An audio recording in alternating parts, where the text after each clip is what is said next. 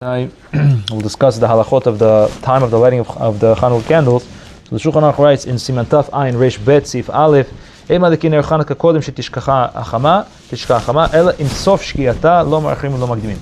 The best time to light the candles is at the end of Shkia, which the Poskim explain is the time of Tzeit HaKochavim. It's about 15 minutes nowadays after Shkia, which is about 4:45. That is the most ideal time to light the candles. Now the Shulchan Aruch brings down a daya that if a person is not able to light it at that point and he has to light it earlier, he can already light it from Plag Mincha, and a person can light it from Plag Mincha, which is around 3:30. Nowadays it's the half point in between Mincha Ketana and Shki'ah or Tzeit HaKochavim, depending on the machloket that we discussed in the past. So it's about 3:30 on a day like today. So from 3:30 b'diavad, a person can already light it with a bracha. Make sure he has enough oil that it lasts half an hour after Tzeit HaKochavim, which would be until 5:15. So let's make it from 3. Let's say he puts it at 3:45 to 5:15 is about an hour and a half.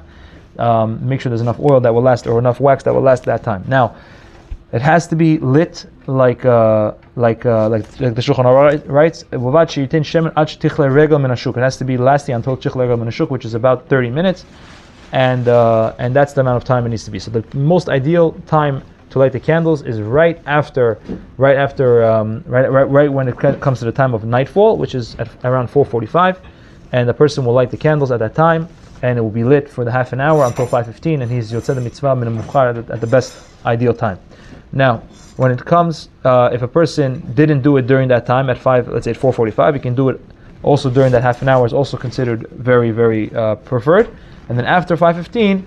B'di'evet, a person can light it the entire night, like the Shulchan Aruch Paskins, not like the Rambam. Even though the Rambam says you can only light it during that half an hour, we hold that b'di'evet, a person can light it the entire evening until alot hashachar, until the morning, with a bracha.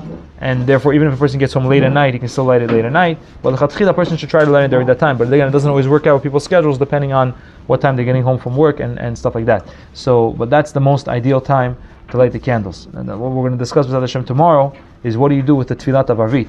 Do you pray Arvit before? Do you pray Arvit after? That's going to be an interesting discussion. You don't know the poskim. When do you pray Arvit?